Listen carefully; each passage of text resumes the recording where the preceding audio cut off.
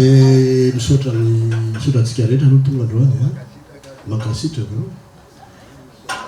misaotra surtout amin'ny pasta zany miorganiser an'izao soirée zao fisaorana tanteraka voavoalohany zao fa mety atetika mihitsy ny femisy zay artiste tonga avy any Madagasikara ka mandalo kely eto misokatra ho anareo ty toerana ty. Ny androany aloha dia i basy tany isaorana ianja moa zany no amin'ny intime misaotra indrindra miotehaka kely kosa aloha Kanareo aloha zany namaly an'le fanasana le natao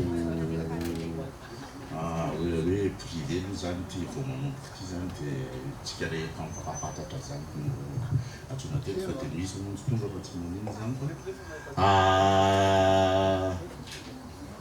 araka teny ary fety hoe nanomboka ici foana zany le satria le concept an'le jazz zany tiana isy rakotoralahy izy no marary fitiavaka tsy tonga toetsiny no anao an'le jazz club dia ny androany zany rahalahy trio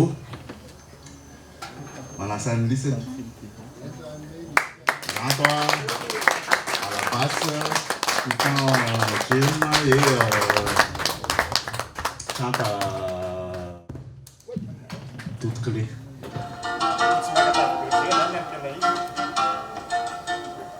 Salama daholo tsika, ny anarako dia Ranto Rakotomalala. Zay dia nasainy Basta tato amin'ity toerana ity eto amin'ny Site Hotel. Misy concept vaovao vao nosokafanay androany zany izy ity.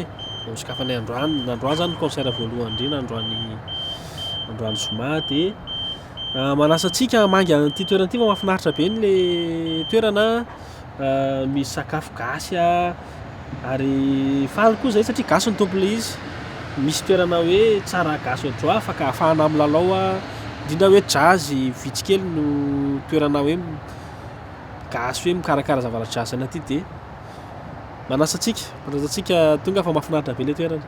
Salama daholo Titon ihany ty batteur dia ato amin'ny City Hotel avy nitendry tato dia mahafinaritra be ny toerana, sakafo gasy mahafinaritra, ny fandraisana mahafinaritra, trano koa tsy manako dia malalaka tsara dia tongava daholo, saotra betsaka. Eto amin'ny Saint-Germain-les Courbettes eto amin'ny City Hotel tena mahafinaritra be mitendry tato zay mahafinaritra ny salle, mahafinaritra ny ambiance dia manasa antsika fa tena mahafinaritra nanao mozika kely tato zay dia afapo tsara.